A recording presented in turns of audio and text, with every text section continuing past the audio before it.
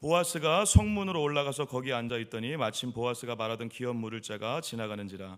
보아스가 그에게 이르되 아무개여 이리로 와서 앉으라 하니 그가 와서 앉으매. 보아스가 그 성읍 장로 10명을 청하여 이르되 당신들은 여기 앉으라 하니 그들이 앉으매. 보아스가 그 기업 물을 자에게 이르되 모압 지방에서 돌아온 나오미가 우리 형제 엘림에게 소유를 팔려 함으로 내가 여기에 앉아 있는 이들과 내 백성의 장로들 앞에서 그것을 사라고 내게 말하여 알게 하려 하였노라. 만일 내가 물으려면 물으려니와 만일 내가 물으지 아니하려거든 내게 고하여 알게 하라. 내 다음은 나요 그 외에는 물을 자가 없느니라 하니 그가 이르되 내가 물으리라 하는지라. 보아스가 이르되 내가 나오미의 손에서 그 밭을 사는 날에 곧 죽은 자의 아내 모압 여인 룻에게서 사서 그 죽은 자의 기업을 그의 이름으로 세어야 할지니라 하니 그 기업 물을 자가 이르되 나는 내 기업에 손해가 있을까 하여 나를 위하여 물으지 못하노니 내가 물을 것을 내게 물으라. 나는 물으지 못하겠노라 하는지라. 18절 제가 읽을게요. 베레스의 계보는 이러하니라. 베레스는 헤스론을 낳고 헤스론은 람을 낳았고 람은 암미나답을 낳았고 아미나답은 나손을 낳았고 나손은 살몬을 낳았고 살몬은 보아스를 낳았고 보아스는 오벳을 낳았고 같이요. 오벳은 이새를 낳고 이새는 다윗을 낳았더라. 아멘. 할렐루야. 오늘 주일 오후 예배에 오신 여러분을 주님의 이름으로 축복하고 사랑합니다. 우리 옆에 분 바라보시면서 손을 뻗어서 한번 축복해 볼까요? 주님 안에 당신을 진심으로 사랑합니다. 아멘. 주님 안에 당신을 진심으로 사랑합니다. 축복합니다. 여러분들 옆에 있는 지체가 있는 것이 은혜인 줄 믿습니다. 네, 교회는 절대 혼자가 아니고요. 주님의 몸된 교회는 각각의 지체가 역할과 귀한 자리를 지켜주기 때문에 교회가 되는 것입니다. 장로님이든 우리 권사님이든 집사님이든 성도든 아이들까지도 우리가 한 지체로서 예수님의 몸된 교회를 함께 세워가는 거룩한 동강교회가 되기를 주님의 이름으로 축복합니다. 옆에 있는 지체를 더 뜨겁게 사랑해 주시는 것이 주님의 뜻인 줄 믿습니다. 할렐루야. 네. 요즘에 이 사랑, 오늘 또 이해찬 목사님께서 이 사랑이라는 단어를 통해서 또 찬양을 같이 나눠주셨는데요. 제가 요즘에 대신방 기간이다 보니까 말씀을 이제 전할 기회가 이제 많죠. 이제 대신방 설교를 이제 하루에 막 4개, 5개씩 막 해야 되고 막 그런 상황들이 계속 반복되고 있는데, 근데 저번에도 한번 얘기 드린 것 같은데 힘들어 죽겠는데 행복한 이상한 신비 속에 지내고 있습니다. 얼굴이 굉장히 피곤해 보이죠? 네. 밤에는 기집애 때문에 힘들고 낮에는 우리 성도님들한테 말씀 전하려고 힘들고 피곤해가지고 제가 요즘에 수면 시간을 어떻게 잴 수가 없습니다. 수시로 깨고 수시로 자고 그래가지고 좀 피곤한데, 근데 요즘에 대신방을 진행하면서 하나님의 사랑과 은혜에 대해서 또 저도 다시 한번 생각하게 되고 또 묵상하게 되고 나누게 되는 시간들이 많이 있는 것 같습니다.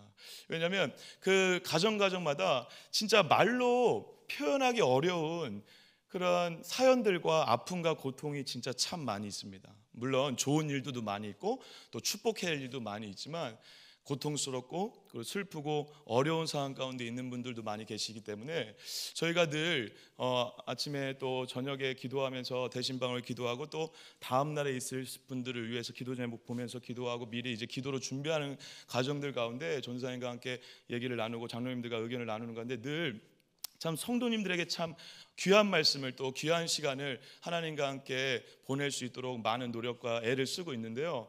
그래서 늘 하나님이 함께 신방을 가주시길 바라는 마음으로 신방을 하고 있습니다. 그런데 너무 재밌고 감사한 건 뭐냐면요, 저희가 이렇게 가잖아요. 그 성도님들이 다 이게 저를 이제 그게 아니고 이제 오해하지 마십시오. 다 뭐라고 하시면요, 저하고 전도사님이 딱 들어가면 아이고 주님 오셨다 그러세요. 주님 오셨다. 어떤 의미인지 아시죠? 말씀을 들고 저희 사역자들이 가서 예배를 드리려고 할 때 하나님이 함께 그 가정을 들어가는 것을 성도들이 다 느끼고 아시는 것 같아요. 그래서 성도들이 이미 되게 힘들어요. 맞아요. 고통스럽고 기도 제목도 많고 몸도 안 좋고 슬픈 일들이 있지만 하나님이 여기 온다는 것 자체만으로 기쁘신 거죠.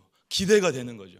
그래서 그 말씀을 듣고 다시 힘을 내시는 거고 다시 그 상황들 가운데 다시 일하시는 하나님을 바라보게 되는 놀라운 은혜의 현장들을 지금 경험하고 있습니다. 사랑하는 여러분, 하나님께서는요 우리의 인생 가운데 가장 정확할 때 가장 정확한 말씀으로 우리의 생명을 그리고 우리의 심령을 끝까지 책임져 주시고 인도하셔 영원한 하나님의 나라로 인도하시는 귀한 주님의 좋으신 하나님인 줄 믿습니다. 그래서 대신방마다 하나님께서 은혜를 주신 이유는요, 그 한 분 한 분이 어렵고 힘든 가운데 있어서 말로 표현할 수 없는 고통 가운데 있지만 그 성도님들을 다시 끄집어내시고 은혜를 주심으로 새롭게 시작할 수 있는 인생의 역전의 현상들을, 은혜들을 지금 부어주시고 또 예비하고 계시다는 사실입니다. 우리 대신방을 통해서 그런 하나님의 은혜를 더 많이 누리시길 주님의 이름으로 축복합니다. 그리고 대신방뿐만 아니라 모든 삶의 현장 가운데 하나님은 우리의 인생을 지켜보시고 인도하시는 분인 줄 믿습니다. 하나님은 역사하실 줄 믿습니다. 우리가 이 믿음을 갖는 게 굉장히 중요해요. 우리의 인생이 텅 비어있는 것 같고 그리고 슬프고 어렵고 고통 가운데 있다 하더라도 우리가 예수를 만나면 완전히 달라지는 것이죠. 예수를 만나면 완전히 다른 인생이 될 뿐 아니라 예수를 만나면 우리의 심령이 완전 새로운 심령이 되는 것이죠. 그래서 오늘 내가 예수를 만나고 있느냐, 내 안에 말씀이 있느냐, 말씀을 붙잡고 살아가고 있느냐, 그것은 굉장히 중요한 일이라고 우리가 생각할 수 있다는 것입니다. 사실 이 룻기 이제 4장, 오늘 4장을 통해서 마치게 됐는데요, 룻기 전체의 말씀도 사실 이 얘기를 하고 있는 것입니다. 처음에 나오미가 그 베들레헴을 떠나서 모든 남자 집안의 남자들이 죽고 빈 털터리로 아무것도 없이 텅 빈 채로 베들레헴으로 돌아왔을 때 수많은 여인들이 그리고 동네 사람들이 굉장히 안타까워했어요. 불쌍하다 했어요. 그리고 엘리멜의 아내가 아니냐라고 했을 때 나오미 스스로가 나는 나오미 기쁨이 아니라 마라의 쓴물이다, 나는 고통이다, 슬픔이다 얘기했던 그 여인의 인생이 하나님을 만나자, 그리고 하나님이 보내신 보아스를 만나자 꽉 채워진 인생이 되었다는 것입니다. 그래서 룻의 이름의 의미가 그거라고 말씀드렸잖아요. 풍성함. 나오미가 룻을 만나고 나오미가 보아스를 만나자 그의 인생 가운데 그 하나님을 만나는 은혜가 있자 텅 빈 인생이 아니라 꽉 찬 인생이 되었다는 것입니다. 할렐루야. 주님은 이렇게 역사하시는 분입니다. 여러분, 아무것도 없어도 괜찮습니다. 제가 가끔 기도하기 어려울 때가 뭐냐면 정말 아무것도 없으신 분들이 있어요. 너무 힘든 고통 가운데 있거나 질병이나 암이나 죽기 일보 직전에 그런 병마들과 싸우는 분들한테는 어떻게 기도도 안 나오고 어떻게 조언을 할 수가 없습니다. 그래서 할 수 있는 게 한 가지밖에 없죠. 주님 이야기하는 것입니다. 주님. 예수님이 우리 사랑하는 성도님을 얼마나 사랑하는지를 주님을 말씀드릴 수밖에 없는 것입니다. 그 주님을 만나면 아무것도 가진 게 없는데 전부를 가진 자의 얼굴로 또 살아가게 된다는 것입니다. 나오미가 지금 룻기가 우리에게 그걸 얘기하고 있는 것입니다. 여러분, 룻기가 쓰여질 이 시점에 그 시대적 배경은 어떤 것이라고 말씀드렸죠? 사사기입니다. 사사기는 자기 소견에 오른 대로 자기 멋대로 살아가 음란함이 가득하고 죄악이 가득했던 시대입니다. 그 시대에 누군가 한 줄기 하나님을 믿는 진실된 누군가를 통해 나오미를 만나 룻을 통해 보아스를 통해 하나님의 풍성한 열매가 맺혀지는 은혜의 현장을 우리에게 소개하는 것입니다. 사랑하는 여러분, 우리의 인생 가운데 나오미처럼 텅 빈 것 같은 인생이라 하더라도 주님을 만나면 되는 줄 믿습니다. 주님을 만나면 다시 시작할 수 있게 될 줄 믿습니다. 여러분들이 삶의 증인들이 있잖아요. 그 하나님을 만나면 전혀 다른 텅 빈 인생에서 꽉 찬 인생으로 가는 룻기의 인생을 살아간 증인들이 바로 여러분들이지 않습니까?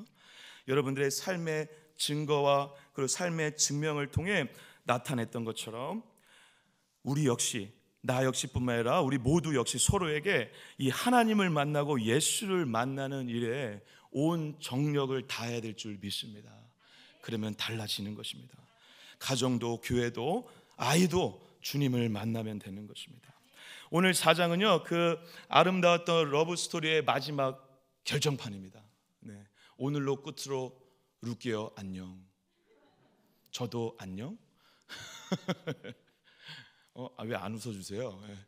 저 룻기 4장을 통해서 저는요, 정말 하나님이 정확하다. 왜냐하면 룻기 4장을 저에게 먼저 너무 은혜로 주셨어요. 그 이야기는 이따가 잠깐 또 나누기로 하겠지만 룻기 4장을 통해 여러분, 우리가 지금까지 하나님의 보이지 않는 손길을 자꾸 숨겨놓고 이 보아스와 룻과 나오미의 이야기에 좀 초점을 뒀다면, 오늘은요 마침 이 4장 전체의 이야기가 이 보아스와 룻과 나오미를 통해서 하셨던 하나님의 열심을 우리가 온몸으로 경험할 수 있는 내용들이 너무 많이 있다는 것입니다.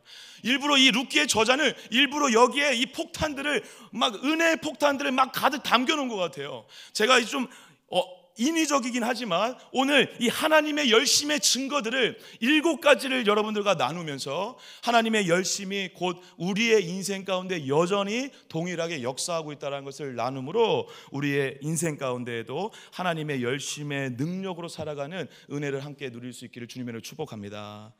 여러분, 이 4장을 들어가기 앞서 우리가 먼저 18절을 먼저 봐야 되는데, 성경 가지고 있는 18절을 3장 18절을 보십시오. 제가 한번 읽어보겠습니다. 이에 시어머니가 이르되 내 딸아 이 사건이 어떻게 될지 알기까지 앉아 있으라. 그 사람이 오늘 이 일을 성취하기 전에는 쉬지 아니하리라 하니라. 여기 18절에 보면 지난주에 제가 말씀드린 것처럼 시어머니 이 나오미가 룻에게 뭐라고 얘기하죠? 앉아 있으라 라고 얘기합니다. 왜 그렇죠? 지난주에 보아스가 룻을 보내면서 보리를 6번 데워서 주었습니다. 그래서 6번을 데워서 주면서 어떠한 의미를, 상징적 의미를 담아낸다고 그랬죠? 야, 7번 진짜 안식과 완전한 일이 성취될 때까지 내가 절대 가만히 있지 않겠다. 일하리라. 내가 이 일을 성취하리라. 기업을 물을 일을 내가 완수하리라 라고 하는 메시지를 담아냈죠.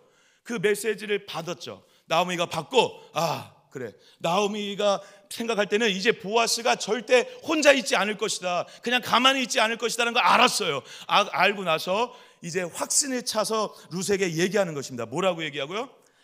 앉아 있으라. 그 사람이 오늘 이 일을 성취하기 전까지는 어떻게 하리라? 쉬지 아니하리라.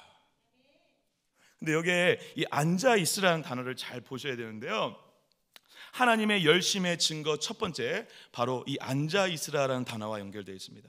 이 앉아 있으라의 원어적 의미는, 원어적 그 단어는 아샤부라는 단어인데요, 여러분. 이것은 일반적으로 쓰일 때는 그냥 앉다라는 단어입니다. 앉다, 그냥 sit down, 앉다라는 의미가 있는데, 근데 이것을 특이하게 2가지 의미로 사용할 때가 있습니다. 첫 번째는 여러분 이 재판할 때 섰다가 앉죠, 그죠? 그래서 히브리인들이 이 앉다라는 단어를 쓸 때 어떠한 의미를 쓰냐면, 중요한 결정을 할 때 공동 재판 장소에서 이 야샤부 아샤부 하면서 앉으라고 얘기를 합니다. 그래서 이제 우리 중요한 결정할 테니까 그리고 결정은 법적인 효력이 있으니까 잘 들어라, 우리가 판결한다, 약간 그런 의미죠. 그래서 판사들이 판결할 때에도 섰다 앉았다 그런 행위들이 있지 않습니까? 그런 거랑 약간 비슷한 의미가 있는 것이죠. 그래서 그러한 이 법정적 의미가 있고, 2번째 의미는 어떤 의미가 있냐면, 이 앉다라는 의미 말고 이 야샤부에는 굉장히 중요한 의미가 숨겨져 있는데, 그것은 떨어지다의 의미가 있습니다. 떨어지다. 근데 이 떨어지다의 의미가 뭐냐, 그냥 단순히 우리 몸이 떨어진다 그런 게 아니라, 떨어지다라는 의미로 쓰일 때 이 몸을 쭉 내리듯이 떨어지다의 의미로 쓰일 때의 의미는 하늘에서 하나님의 일하심이 마치 떨어지듯이 신적인 어떠한 개입과 역사하심을 나타낼 때 야샤부를 쓰는 것입니다. 그러니까 지금 나오미가 의도적으로 야샤부라는 단어를 썼어요. 써서 어떻게 하는, 뭘 지금 룻에게 설명하고 싶고, 뭘 지금 내포하고 있는 의미를 지금 강조하고 싶은 것이죠, 여러분. 지금 보아스를 통해서 누굴 지금 본 것입니까, 나오미가? 하나님의 손길을 본 거예요. 하나님이 이 일을 끝내 보아스를 통해서 이루실 거라는 확신을 가진 거예요. 믿음을 가진 거예요. 왜? 지금까지 하나님이 역사하셨거든요. 보아스를 만났거든요. 보아스를 통해서 청혼도 했거든요. 근데 보아스가 그걸 받아들였어요. 야, 이건 기적이에요. 근데 그 기적을 주님이 하고 있다는 걸 본 거예요. 나오미가 보고, 야, 앉아있어. 야샤부, 하나님의 놀라운 보이지 않는 섭리가 있을 테니 앉아서 기다리라 라고 하는 의미로 말하고 있다는 사실입니다. 나오미가 굉장히 영적인 사람이죠. 하나님의 일하심, 하나님의 섭리와 인간의 행동 사이의 놀라운 긴장 관계를 건강하게 해석하고 예민하게 반응하고 있다는 것입니다. 사랑하는 여러분, 하나님이 하실 줄 믿습니다. 그런데 가끔은 기다려야 될 때가 있는 거예요. 이렇게 하나님이 하실 때와 기다릴 때 균형을 잡아가는 것이 진짜 믿음이죠. 그런데 우리가 조급할 때 우리의 힘으로 움직이려고 하거나 아니면 반대로 아무것도 안 하는 방식으로 하나님의 일하심을 무시할 때가 있다는 것입니다.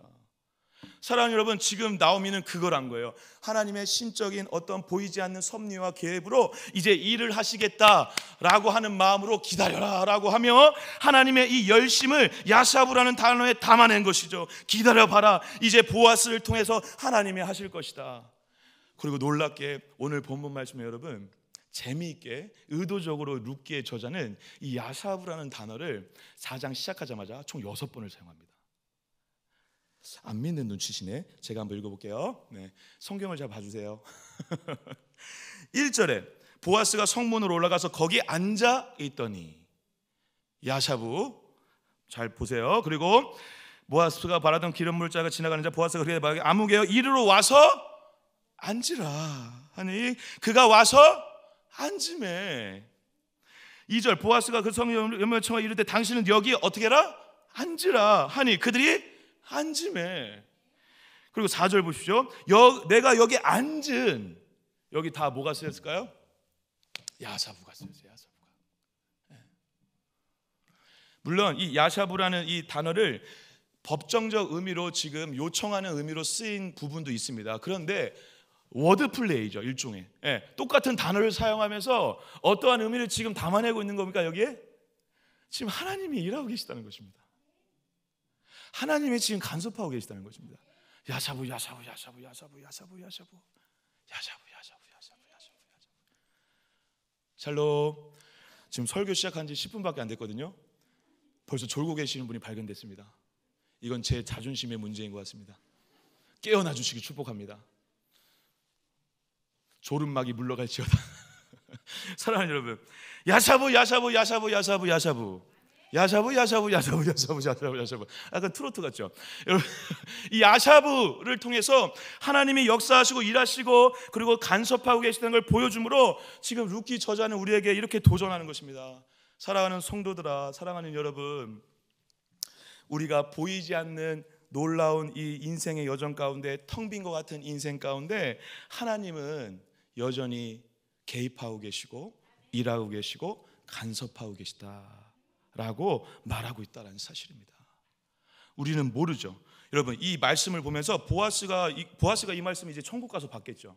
근데 룻기의 저자는 의도적으로 이러한 상황과 이야기를 보고 하나님의 섭리를 받고 그는 성령의 감동으로 이 단어를 쓰므로 우리에게 하나님의 손길과 열심을 보라라고 말하고 있다는 것입니다.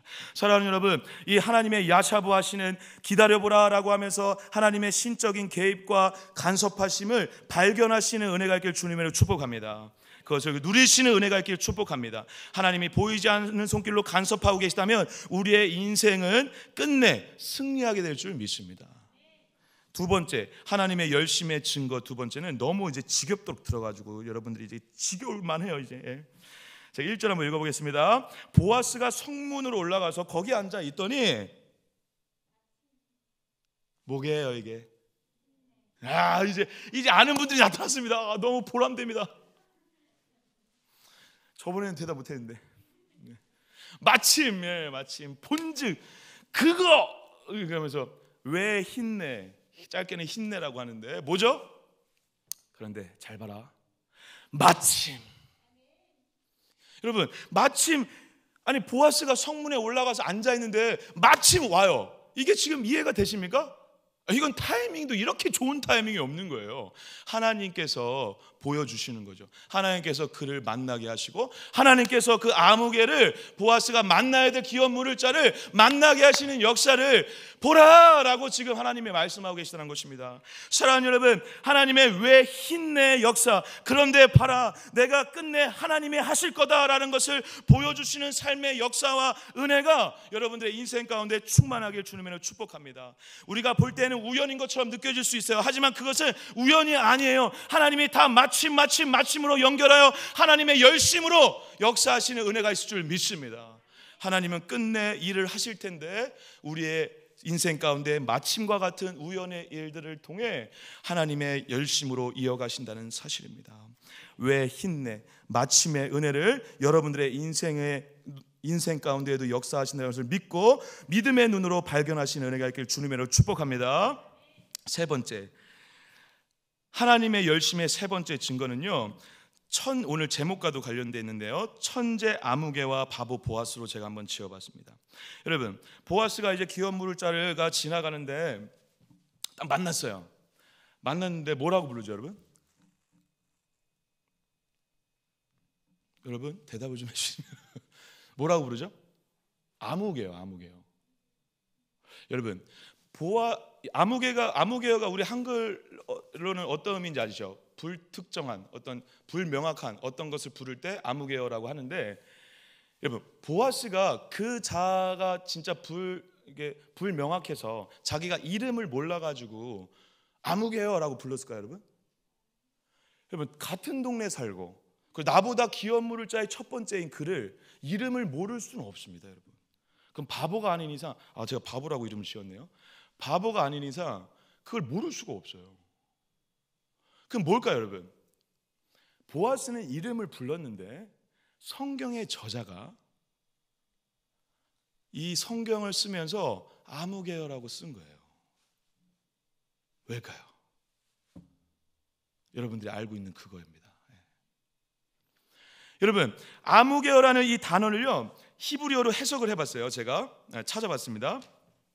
뭐라고 부르냐면 펠로니 알모니라고 불러요. 이거 말도 어렵네요. 펠로니 알모니. 근데 펠로니 알모니 지금 혹시 화면에 있나요? 펠로니 알모니라고 부르는데, 이 펠로니 알모니를 제가 구약 성경에서 찾아보니까 한 두세 군데밖에 안 나와요. 그 첫 번째 구절이 어디냐면 열왕기하 6장 8절에 이렇게 써 있습니다. 제가 한번 읽어볼게요.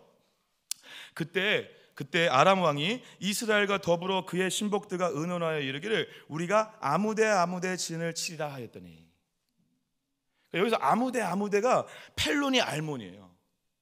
그러니까 그 장소를 뭐라고 지칭하기 어려울 때 그냥 펠로니 알몬이 한 거예요. 여러분, 그 사투리 중에 저도 친구들 중에 이제 지방에 있는 사투리 쓰는 친구들이 있는데 왜 그런 말 가끔 쓰잖아요. 가지. 가나. 가를 4번 썼을 뿐인데 의미가 통하죠. 근데 이걸 내용을 모르는 사람은 몰라요. 가가. 의미가 지금 잘 전달이 안 되게 일부러 이 단어를 쓴다는 것입니다. 근데 보아스도 지금 이름을 분명히 알았는데 성경의 저자가 의도적으로 불명확한 단어를 펠로니 알모니라고 하면서 아무개요라고 그렇게 불렀다라고 지금 포장을 해놨다라는 거예요. 이름을 없애버렸습니다. 왜 그럴까요? 이건 어떤 상징적인 의미가 있는 것이죠. 뭐죠? 이 자가 여호와의 기업과 하나님의 기업을 물음으로 이어가 줘야 되는데, 엘리멜렉의 집안의 이름을 유지시켜 줘야 되는데, 여러분, 기업을 물은다는 것은 어떠한 의미가 있죠? 그 집안의 아버지의 이름이, 아들의 이름이 계속 이어지도록 도와주는 것입니다. 대신 땅을 팔아주고 결혼해줌으로 그 선조의 이름이 이어지도록 하는 것이죠. 그리고 기업을 이음으로 그 이름이 사라지지 않고 남겨주기 위한 것이죠. 이해되시죠? 그런데 그 기업을 물음을, 이름을 이어가는 것을 버려버렸어요, 이자가. 자, 제가 잠깐 읽겠습니다. 처음에는 보아스가 물으라고 하니까 물은다고 해요. 그런데 6절 한번 보십시오. 보아스가 이래저래 너 룻까지 같이 데리고 가서 결혼해야 된다라고 하니까 6절에 이렇게 얘기해요. 제가 한번 읽어보겠습니다. 그 기업 물을 자가 이르되 그럼 나는 내 기업에 손해가 있을까 하여 나를 위하여 물으지 못하노니 내가 물을 것을 내가 물으라. 나는 물으지 못하겠노라. 난 물으지 못하겠다고 갑자기 2번이나 강조해요. 이건 절대 강조, 절대적으로 난 못한다. 절대 못한다. 너 해. 이거예요. 사랑하는 여러분, 첫 번째로 기업 물을 자가 해야 될 책임은 법적으로, 율법적으로도 그렇고 어떻게 해야 되죠? 물러줘야 되는 것입니다. 기업을 물음으로 그 집안이 무너지지 않고 끊어지지 않도록 도와줘야 되는 거예요. 그래서 그렇게 함으로 우리 이스라엘 전체 민족이, 하나님의 나라 전체가 유지될 수 있게 하는 것이죠. 물론 그러려면 조금의 어려움이 있어요. 맞아요, 있습니다. 돈을 더 내야 되고 그 땅을 대신 사준 다음에 다시 돌려줘야 되고, 그리고 내가 후사를 낳더라도 내 이름으로 후사가 올려가는 게 아니라 그 집안의 이름으로 후사가 대를 이어가는 것이기 때문에 억울할 수 있어요. 그런데 그 억울한 것을 안 하고 손해를 조금이라도 안 보려고 하는 그의 이기적이, 자기 이익이 한 집안을 무너뜨릴 수도 있다는 것입니다.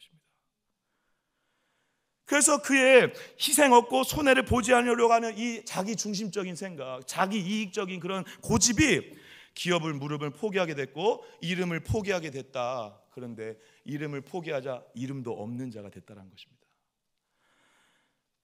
그런데 더 큰 문제는요 7절 8절입니다. 제가 한번 읽어볼게요. 옛적 이스라엘 중에는 모든 것을 무르거나 교환하는 일을 확정하기 위하여 사람이 그의 신을 벗어 그의 이웃에게 주더니 그것이 이스라엘 중에 증명하는 전례가 된지라. 이에 그 기업 물을 자가 보아스에게 이르되 내가 너를 위하여 사라 하고 그의 신을 벗은지라.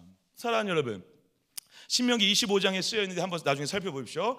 신을 벗는다는 것은 자기의 권리와 소유권을 포기한다는 것입니다. 이 기업은요 물론 그 기업의 이름으로 쓰여질 수 있지만 자기께 될 수 있는 기회를 얻었습니다. 왜냐하면요 거기 남자가 없잖아요. 그럼 남자가 자기잖아요. 그럼 자기가 그 땅에서 이 생산을 하고 곡식들을 걷어들일 수 있는 은혜를 또 누릴 수 있어요. 나중에 그 땅을 그 자손에게 줘야 되지만 몇십 년은 거기서 소득을 얻어낼 수도 있다고요. 기쁨이 있다고요. 소득 은혜가 있어요. 그런데 그것들을 다 제껴두고 벗어버렸어요. 소유권을 포기해버렸어요. 이거는요 굉장히 부끄러운 일이에요. 물론 포기를 할 수는 있지만, 포기를 할 수 있다라고 지금 레위기 말씀에서도 말하고 있지만 포기하는 것은 굉장히 부끄러운 일이고, 그래서 부끄러운 일이기 때문에 막 침을 뱉기도 하고 너 저러면 안 되는데 하면서 좀 이렇게 부정적으로 얘기하면서 신을 벗겨요. 그런데 오늘 보십시오. 이 아무개는 그러한 창피함도 없다라는 것입니다. 그 당시에 사사기 시대에 많은 사람들이 이러한 방식으로 살았다는 거예요. 나에게 조금이라도 손해가 되면 이 하나님의 기업과 하나님의 나라를 세워가고 말씀대로 살아가는 데 있어서 나에게 조금이라도 손해가 되고 내가 이익이 안 되면 말씀을 버리는 거예요. 그러고 나서 부끄러워하지도 않아요. 창피하지도 않아요. 음란한데 동성연애가 지금 만행하고 있는데 부끄러워하지도 않는 거예요. 그 사사기 시대의 전형을 보여주고 있는 거죠. 자기가 기업 물을 첫 번째 사람인데 안 물러요. 그러면서 뻔뻔하게 소유권을 버리면서 신을 벗어버려요. 네가 해라, 네가 해라. 두 번이나 강조하며 나는 안 한다. 왜? 나한테 손해가 있을 것 같으니까.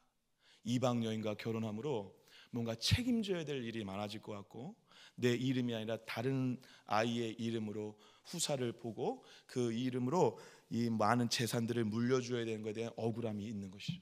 사랑하는 여러분, 아무개는 자기 이익과 자기 욕심대로 말씀을 떠나 사사기의 시대적 정신에 따라 움직여 하나님의 놀라운 구원의 역사에서 이름이 사라져 버렸습니다. 하지만 보아스는 놀랍게 이러한 고백을 하며 그의 마음의 중심을 이렇게 표현을 합니다. 제가 한번 읽어보도록 하겠습니다. 9절 10절 읽겠습니다. 보아스가 장로들과 모든 백성에게 이르되 내가 엘리멜렉과 기lum과 말론에게 있던 모든 것을 나오미의 손에서 산 일에 너희가 오늘 증인이 되었고, 또 말론의 아내 모압 여인 룻을 사서 나의 아내로 맞이하고 죽은 자의 기업을 그의 이름으로 세워 그의 이름이 그의 형제 중과 그곳 성문에서 끊어지지 아니하게 하며 너희가 오늘 증인이 되었느니라. 사랑하는 여러분, 그래서 잘 보면요 보아스가 의도적으로 어떠한 단어를 반복하냐면요 그의 이름, 그의 이름을 강조합니다. 이름은요 여러분, 히브리인들에게 이름은 능력이 있어요. 그래서 여러분 우리 찬양 3부 예배 때군요. 3부 예배 때 마지막 찬양 임재 찬양할 때 주님의 이름이 이곳에 있습니다. 시편의 많은 저자들이 여호와의 이름을 찬양하죠. 이름 자체가 능력이고 의미가 담겨져 있기 때문에 그렇습니다. 근데 그 이름을 지금 아무개는 버린 거예요. 그래서 이름도 사라져버린 자가 되었죠. 근데 보아스는 그 이름을 중요하게 여겼어요. 그 기업을 중요하게 여겼어요. 그래서 하나님의 이름이 드높여지는 방법으로 행동한 거죠. 말씀이 생명이 되는 방법으로 행동한 거죠. 그래서 이름이 나를 통해서라도 그들의 이름이 남겨지는, 여러분 너무 아름답지 않습니까? 내 이름이 아니라 누구의 이름? 엘리멜렉의 이름이 남겨지기를 원한다는 거예요. 보아스처럼 멋진 자가 되고 싶습니다.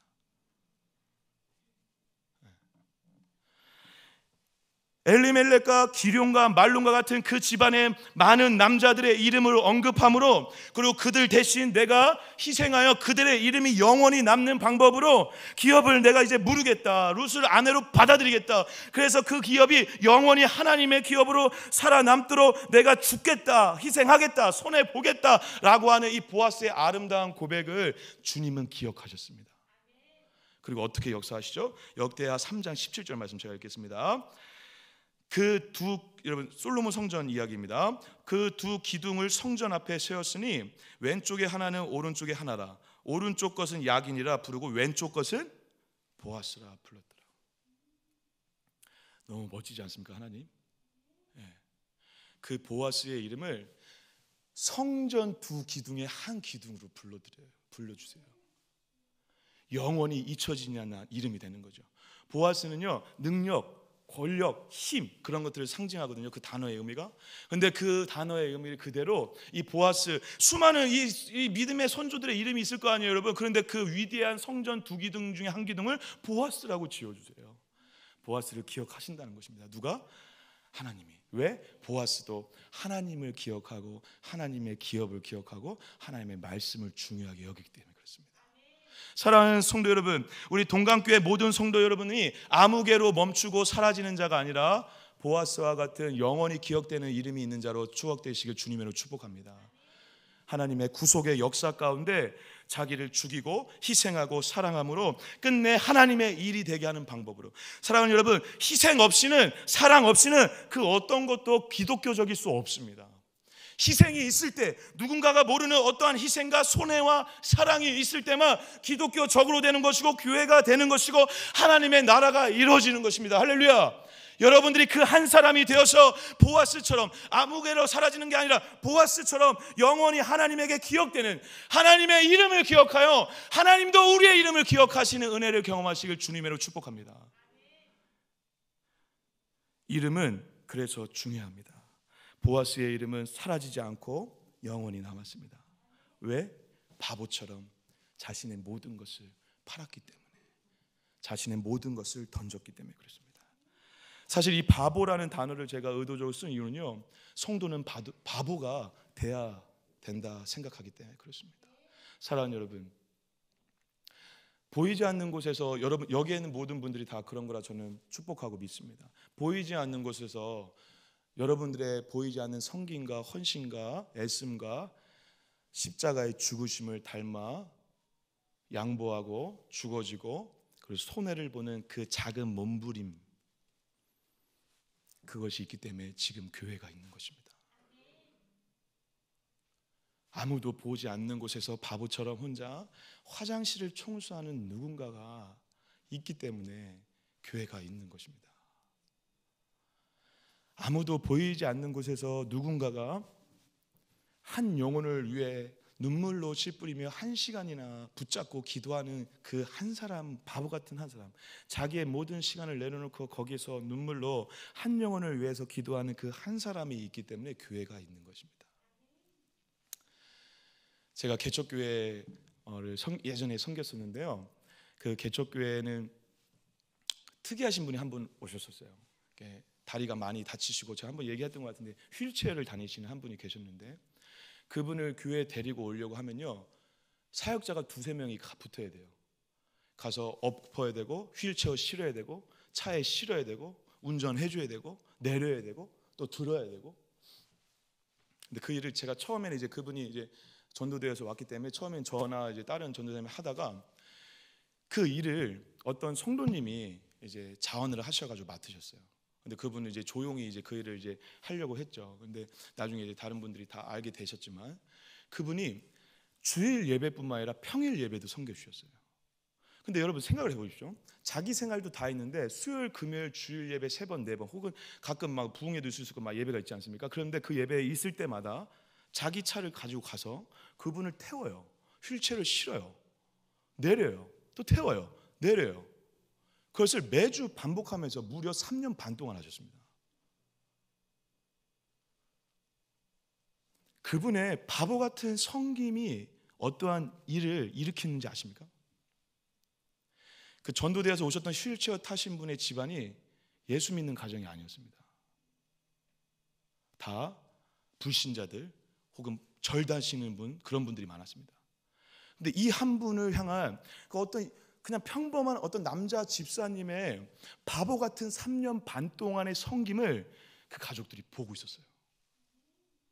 아, 놀랍죠.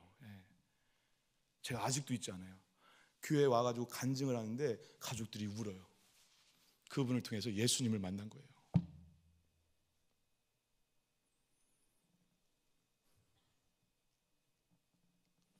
누군가의 바보 같은, 보아스와 같은 그 집사님의 몸짓이 예수 그리스도의 몸을 십자가의 죽음으로 살리신 이 생명의 교회를 세워가는 원동력이 된다는 것입니다.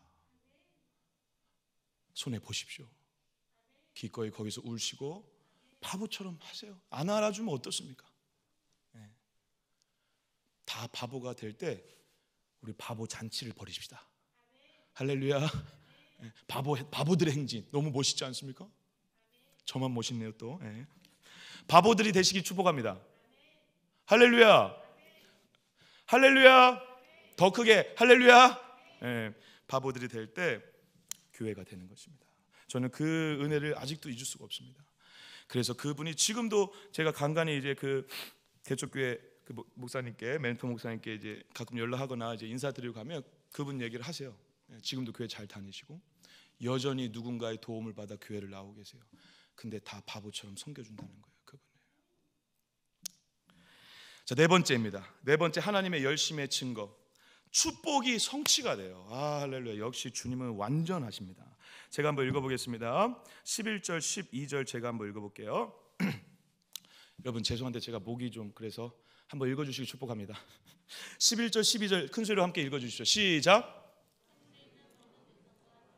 이르되 내가 장인이 되어 여호와께서 내 집에 들어가는 여인으로 이스라엘의 집을 세운 라헬과 라의 두 사람과 같게 하시고 내가 에브라스에서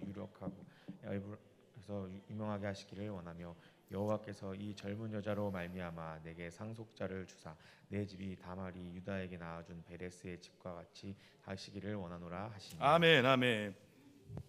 여기에 잘 보세요. 굉장히 중요한 축복을 몇 가지 하는데요. 첫 번째는 내 집에 들어가는 이 여인으로 말미암아, 루스로 말미암아 이스라엘 집을 세운 누구?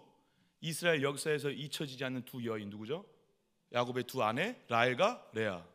라헬과 레아를 통해 뭐가 만들어지죠? 12아들이 만들어지고 12지파가 생기는 것이죠.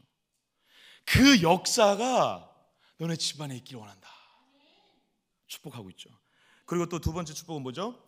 내가 에브라에서 유력하고 베들레헴에서 유명하게 하시기를 원하며 축복합니다. 그리고 마지막 축복은 12절에 있죠. 내 집이 다말이 유다에게 낳아준 베레스 집과 같게 하기를 원하노라. 할렐루야. 여러분 베레스 우리가 한번 살펴본 적 있죠? 예. 먼 우주 얘기죠. 예. 베레스 누구죠? 며느리 다말과 시아버지 유다 사이에 나온 베레스. 하나님의 은혜가 터치고 찍고 나와 다시 하나님의 역사가 시작되는 그 이야기. 그래서 베레스를 통해서 유다 지파가 이어지잖아요.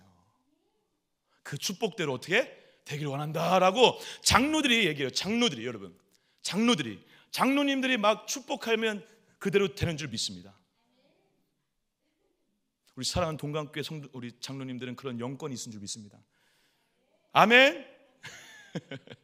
장로님들이 축복하면 그대로 돼요. 그 증거가 뭐죠? 한 가지만 살펴보겠습니다. 내가 에브라에서 유롯하고 베들레헴에서 유명하게 하기를 원한다라고 했죠. 에브라 사람이면서 베들레헴 출신 누가 있을까요? 다윗. 에브라 사람이면서 베들레헴 출신 누구실까요? 예수 그리스도. 보아스를 통해 다윗과 예수 그리스도가 태어나거든요. 그러면서 라헬과 레알과 같이 되기를 원한다. 베레스 같이 되기를 원한다. 그리고 에브라 사람 베들레헴 출신이 유력하기를 원한다라고 하는 모든 세 가지 축복이 다 성취가 되는 것입니다. 장로님들의 어떠한 영적인 시각일 수도 있고 성령의 감동으로 축복한 걸 수죠. 어쨌든 하나님께서 지금 어떻게 하고 계시다는 것입니까? 축복 그대로 역사하시고 이루신다는 것입니다. 할렐루야. 주님의 이름으로 축복하는 것에 하나님의 일하심이 있을 줄 믿습니다. 그래서 오늘 이 축복이 성취가 되는 거예요. 다윗이 나타나는 거고 예수가 에브라 사람 베들레헴 출신으로 등장하는 것입니다. 하나님의 열심이 끝내 이루어지는 것이죠. 할렐루야. 여러분들의 삶의 현장 가운데 이 축복의 역사를 통해 하나님이 일하고 계심을, 하나님의 열심이 증거되고 있음을 경험하시기는 주님의 은혜가 있길 주님의 축복합니다. 축복대로 성취되는 것입니다. 소름이죠. 소름. 다섯 번째, 하나님의 열심의 증거. 다섯 번째, 그가 아들을 낳았다라는 것입니다. 제가 한번 잠깐 읽어보겠습니다. 13절입니다. 이에 보아스가 룻을 맞아 아내로 삼고 그에게 들어갔더니 여호와께서 그에게 임신하게 하심으로 그가 아들을 낳은지라. 사랑하는 여러분, 보아스하고 룻하고 이제 나이 차가 좀 많았을 것 같아요. 저하고 아내처럼. 저희가 10살 차이 나거든요, 아내랑. 그래서 제가 결혼할 때 도둑놈이라는 소리 엄청 많이 들었습니다. 근데 저기 도둑놈 또 한 명 앉아 있습니다. 우리 조상원 목사님도 10살 차이고, 목사님들이 다 도둑놈이에요. 죄송합니다. 주님 죄송합니다. 근데 여러분, 이 보아스하고 룻이 지금 결혼을 했는데 다른 중간에 모든 내용이 다 빠져 있고요. 그냥 아들을 낳았다라고만 되어 있어요. 이게 중요하다는 것입니다. 왜냐하면요, 이 아들을 낳았다라고 하는 이 표현으로 바로 들어가면서 와텔레드 벤이라는 단어를 써요. 좀 어려운데요. 와텔레드 벤이라는 단어를 써요. 이게 왜 중요하냐면 여러분, 하나님의 구원의 역사에 있어서, 하나님의 구속의 역사에 있어서, 하나님의 일이 성취되는 데 있어서 아들을 낳았다라는 표현이 나올 때마다 누가 등장하냐면 하나님의 구속의 역사의 핵심 인물들이 등장합니다. 대표적인 인물 누구? 아브라함. 그리고 누구? 다윗, 솔로몬. 이런 아들들을 낳았다라고 표현할 때 이 단어를 반복해서 쓰는 거예요. 그러니까 이것을 그냥 아들, 그냥 육체적인 혈육을 낳은 얘기가 아니라는 거예요. 누가 지금 간섭하고 계시다는 거죠? 하나님의 열심히 간섭하여 하나님의 구속의 역사 가운데 하나님의 사람들이 태어나고 있다는 것입니다. 와텔레드 벤, 아들을 낳았다. 하나님의 기업이, 하나님의 집이 세워지는 놀라운 일하심이 나타나고 있다는 사실이죠. 사랑하는 여러분, 이 하나님의 아들을 낳으심의 역사를 통해 끝내 누구가 나오는 거죠? 하나님의 진짜 아들이 나오시는 것입니다. 예수 그리스도. 그걸로 우리 모두가 산 것입니다. 이게 복음이죠. 아들을 낳았는데 예수를 낳으신 거예요. 하나님이. 그 예수가 우리를 구원하신 것입니다. 그 하나님의 열심이죠. 여섯 번째, 제가 지금 급합니다. 벌써 56분을 가리키는 시계를 보면서 제가 설교하는 날에는 의도적으로 4부 예배를 안 오신다는 소문이 있습니다. 늦게 끝난다고. 일단 1차적으로 사역자들이 원성이 자자합니다 지금. 오늘도 지금 다들 몇 시에 끝나? 6시에 끝나는 거야? 그래. 각오하고 들을게. 막 그러면서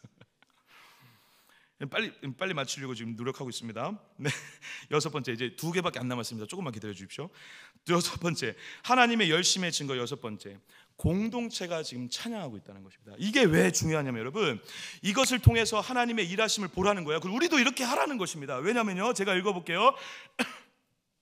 여인들이 14절 보세요. 14절 15절. 여인들이 나오미에게 이르되 찬송할지로다. 여호와께서 오늘 내게 기업 물을 자가 없게 하지 아니하셨도다. 이 아이의 이름이 이스라엘 중에 유명하게 되기를 원하노라. 이는 내 생명의 회복자고 내 노년의 봉양자라. 곧 너를 사랑하며 7 아들보다 귀한 며느리가 낳은 자로다 하니라.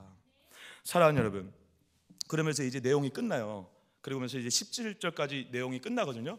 근데 여러분 잘 보십시오. 축복을 지금 룻이 받았죠. 근데 룻은 이제 등장을 안 해요. 이상하게 3장에 나오미, 시어머니 나오미한테 한마디 하고 4장에 등장도 안 해요. 그리고 오늘 축복을 누가 주로 받죠? 지금 나오미가 받아요. 이게 지금 굉장히 재밌는 사실이라는 것입니다.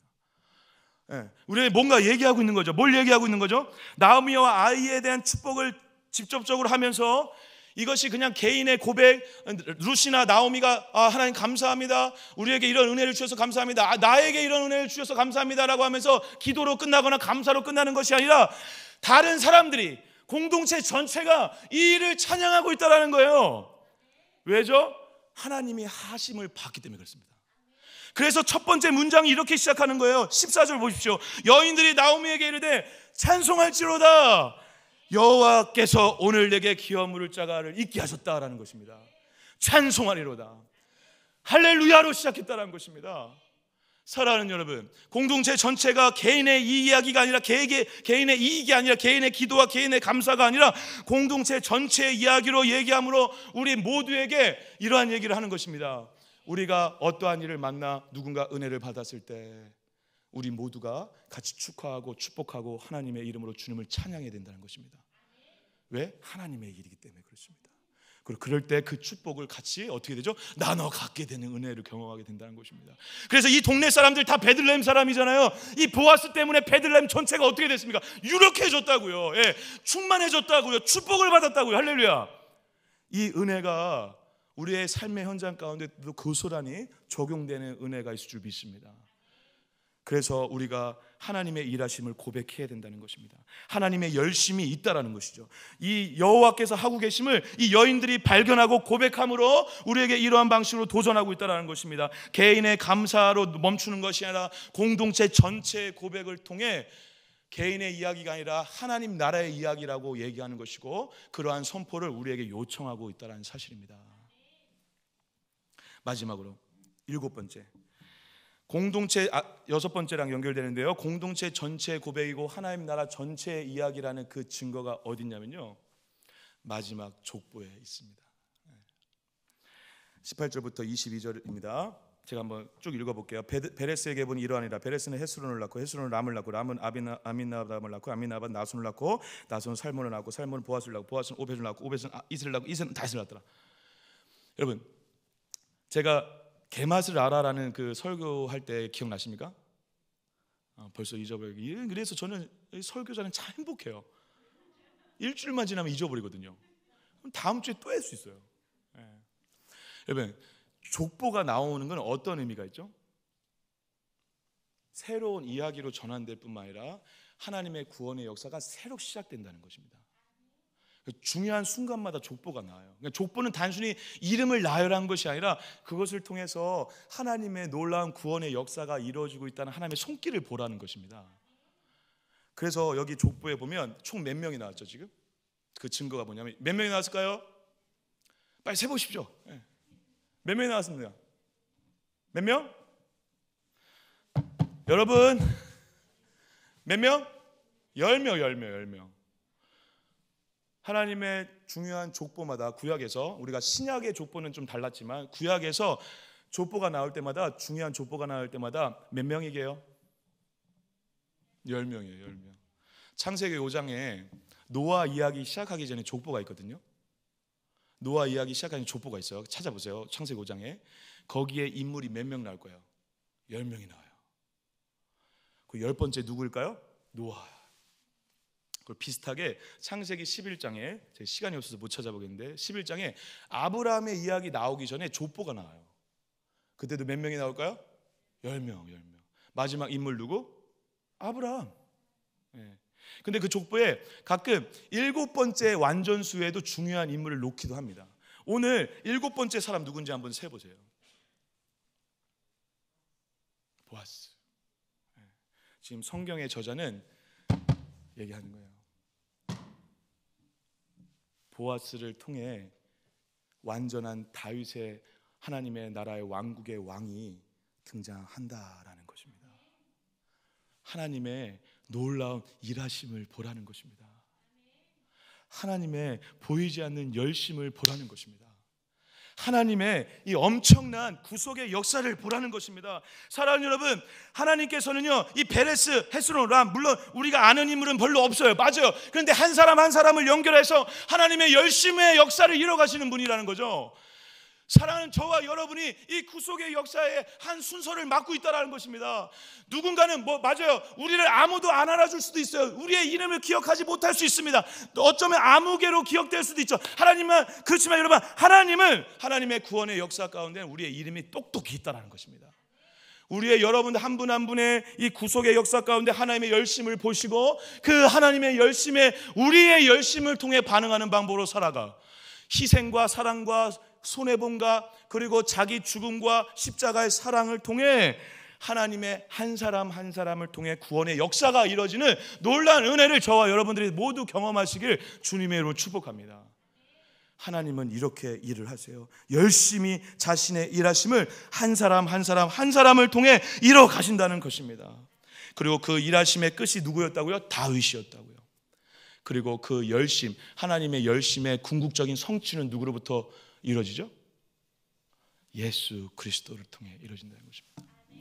그런데 제가 지난 한 주간 묵상하면서 더 가슴에 와닿던 묵상은 이것이었습니다. 하나님께서 우리를 향한 하나님의 열심으로 일하고 있다는 걸 믿으시죠? 할렐루야. 믿으시기 축복합니다. 이렇게 설교를 했는데도 안 믿어주시면 저는 속상합니다, 진짜. 네. 하나님의 열심이 있죠. 근데 그 열심의 끝이 예수 그리스도인데, 예수 그리스도께서 하나님이 하신 최종적 열심은 뭐였습니까? 아들의 죽음이었습니다.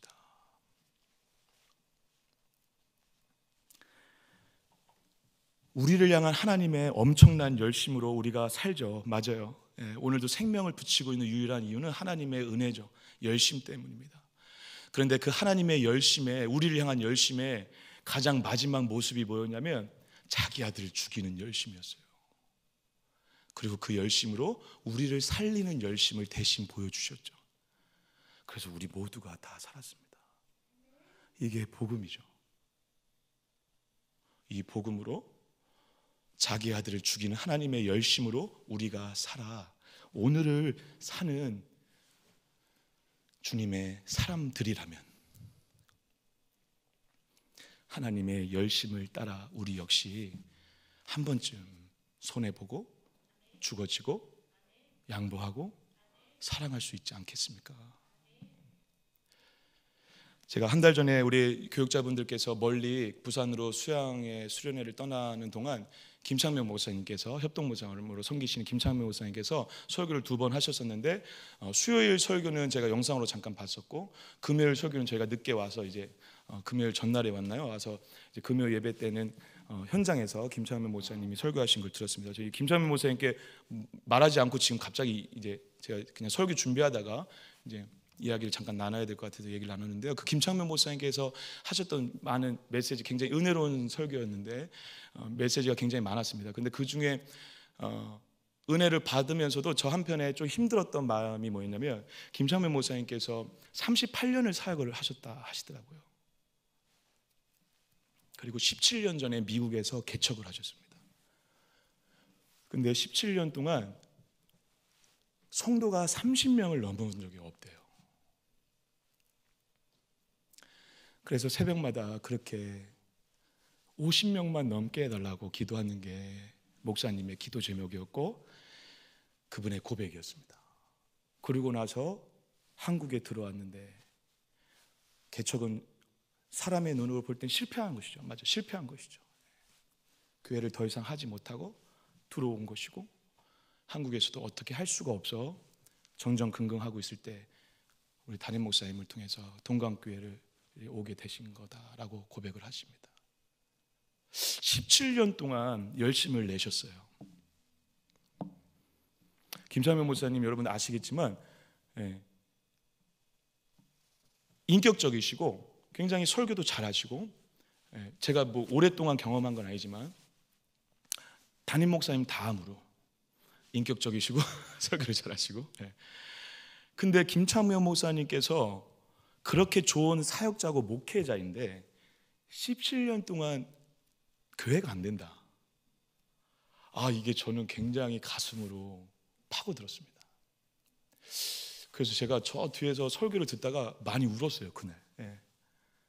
왜냐하면 저의 미래의 모습 같아가지고 그렇구나. 저렇게 훌륭하신 분도 목회가 안 될 수 있는데 이게 나는 거의 100%인데 이거 개척은 뭐 꿈에도 꿈 어디 청빙 된다? 야 이건 더 어렵고 성도가 30명 모이면 그거는 나는 그것도 감사할 수 있겠다. 여러 가지 생각이 들면서 10년 후에 20년 후에 내가 목회를 하고 있을까? 저렇게 훌륭하신 분도 목회가 안 되는데. 그리고 제가 이렇게 생각하는 이유는 뭐냐면요, 제 사랑하는 형님이 몇 년 전에 이제 100명이 안 되는 교회에 청빙을 받아서 갔어요. 그래서 지금 경기도 강주에서 지금 담임 목회를 하고 계시는데, 근데 지금 4년 5년 지났거든요. 근데 여전히 100명을 못 넘고 있어요. 코로나 여파도 물론 있었죠. 저희 형님은요, 저랑 다른 사람이에요. 저는 약간 양아치 기질이 있고 막 그렇잖아요, 그죠? 근데 저희 형님은 진짜 인격적이고 사랑이 많고, 저희 형이라 그런 게 아닙니다. 그리고 달라요, 뭔가 달라요. 진짜 다른 사람이에요. 이런 사람이 목회해야 된다, 진짜 맞다. 근데 목회가 안 돼요. 그리고 또 한 분이 제 아까 얘기했던 개척교회 목사님이신데, 제 멘토 목사님 중에 한 분이신 그분이 이제 개척한 지가 벌써 10년이 다가오거든요. 그러니까 제가 그 교회를 떠난 지가 벌써 7, 8년 됐으니까, 그때 제가 나올 때 50명이 안 됐는데 최근에 듣는 소식은 여전히 50명이 안 돼요. 10년이 다 돼가는데 그렇게 영성 있고, 그렇게 성령 충만하시고, 인격적이고, 설교도 잘하시고 다 가졌는데 안 돼요.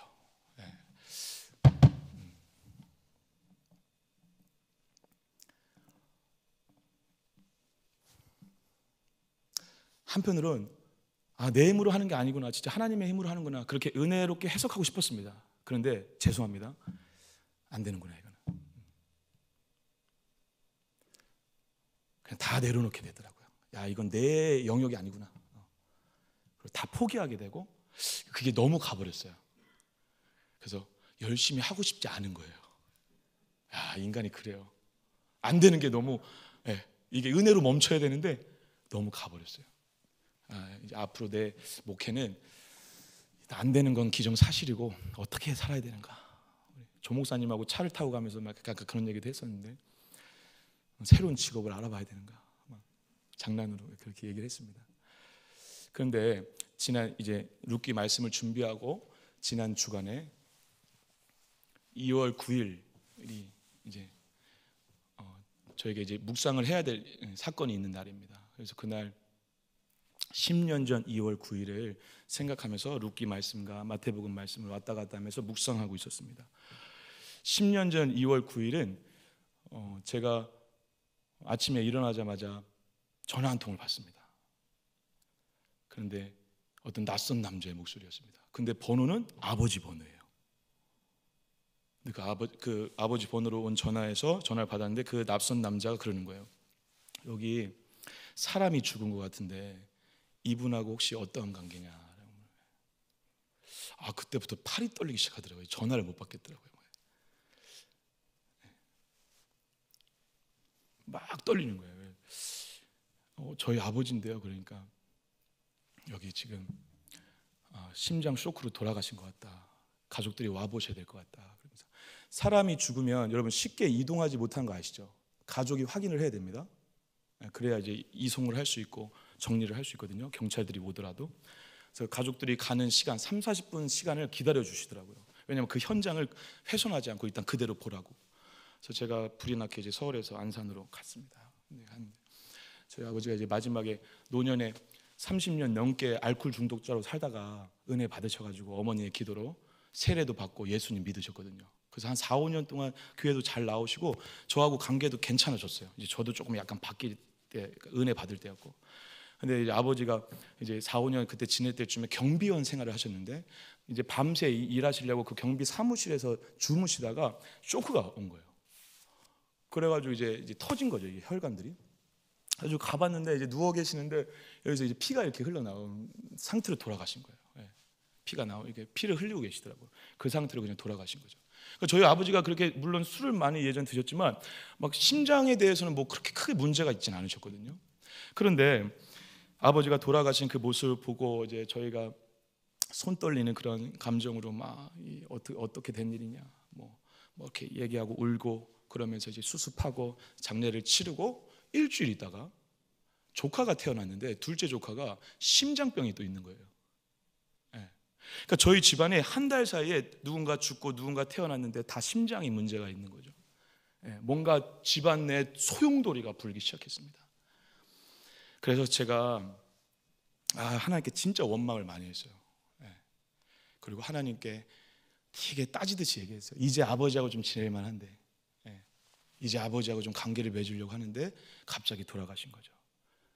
손을 어떻게 표현을 할 수 없을 정도의 그런 고통의 현장을 보고 아직도 그 이미지가 기억이 납니다. 그런데 그때쯤 제가 다니던 그 교회에 새벽 예배였는데, 그때 이제 목사님께서 이제 사순절 기간이고 그래서 예수님의 행적들을 얘기하면서 세례 요한의 죽음 막 그런 이 설교들을 하셨어요. 세례 요한이 마태복음 14장 15장에 보면 어떻게 죽죠? 헤로디아의 딸의 어떤 요청에 의해서 모가지가 당강 잘려요. 비참하죠. 제가 그 본문을 보면서도 이런 제 삶하고 연결되는 거죠. 뭐 이런 하나님이 무슨 하나님이냐. 지금 평생 30년 동안 아버지 구원하겠다고 기도한 우리 어머니의 남편이 죽고 조카는 지금 죽음이 목전에 뒀고, 이게 무슨 하나님이냐. 그러면서 억하 감정을 갖고 예배하는 저에게 더 불을 지르듯이 세례 요한 이야기를 딱 보여주시는 거예요. 그런데 세례 요한이 더 비참하게 죽죠. 너무도 고통스럽게 죽죠. 고통스럽게 죽는 그 세례 요한의 이 말씀을 묵상하고 설교를 들으면서 억하 감정으로 막 있을 그때 그 다음 장면이 뭔지 아십니까? 오병이어의 사건이에요. 근데 예수님이 오병이어를 어디서 하신 줄 아십니까? 빈들에서 하세요. 빈들은 어느 곳이죠?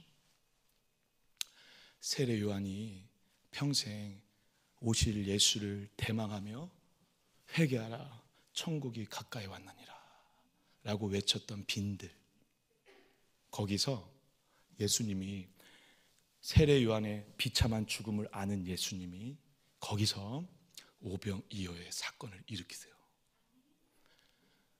그리고 배불리 먹고 남을 엄청난 양식, 여러분 12바구니 7바구니가 남았다는 것은 무한하다는 것입니다. 완전하다는 거죠. 그러한 양식을 남기는 내가 너네들한테 무한한 생명이 되겠다라고 하는 그런 메시지를 담아 오병이어의 사건을 일으키십니다. 어디서? 빈들에서.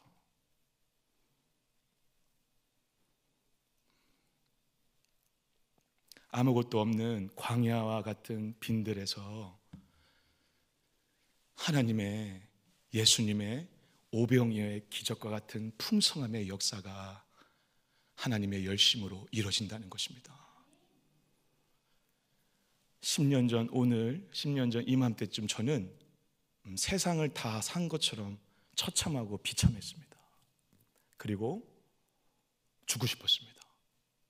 자살 충동을 느꼈고 공황 장애까지 왔습니다.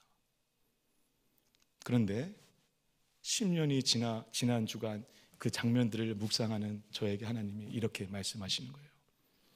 너가 10년 전 들었던 그 말씀처럼 나는 10년 동안 이렇게 열심히 일했다라는 것입니다. 저는 바뀐 게 없어요. 여전히 더럽고 죄덩어리고 앞으로 사역도 장담이 안 됩니다. 광야 같은 빈들에서 여전히 있는지 모르겠습니다. 그런데 하나님은 지난 10년 동안 쉬지 않고 일하셨습니다. 가정을 회복시키셨고 저를 주의 종으로 불러주셨고 수많은 사람들을 만나 은혜 가운데 여기까지 걸어올 수 있었고 신대원을 졸업했고 사랑하는 아내를 만났고 생명을 보았고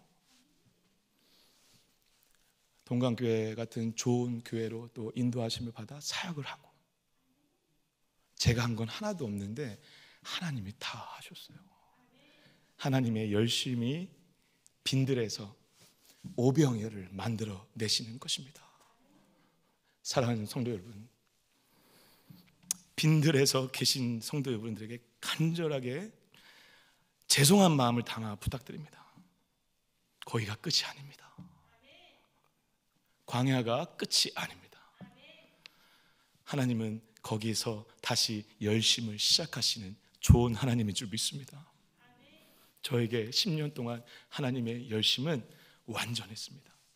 앞으로도 그럴 것입니다. 그런데 저는 안 바뀔 것 같아요. 맞아요. 그런데 그런 마음은 있습니다. 하나님이 내 인생 가운데 이렇게 열심히 하고 계시는데 10년 후 20년 후에 목회가 망해도 하나님이 열심히 하고 계시는데, 제가 또 목회가 저도 안 돼서 30명 20명밖에 성도를 모시지 못하고 망해서 그냥 전전하는 그냥 목사로 산다 하더라도 하나님의 열심이 있다면 저는 그날 하루 또 열심히 주님의 말씀을 전할 것입니다. 하나님의 열심을 기억하시길 주님의 이름으로 축복합니다. 그 열심이 끝내 오병이어의 기적을 만나게 할 줄 믿습니다. 기도하겠습니다. 사랑의 주님,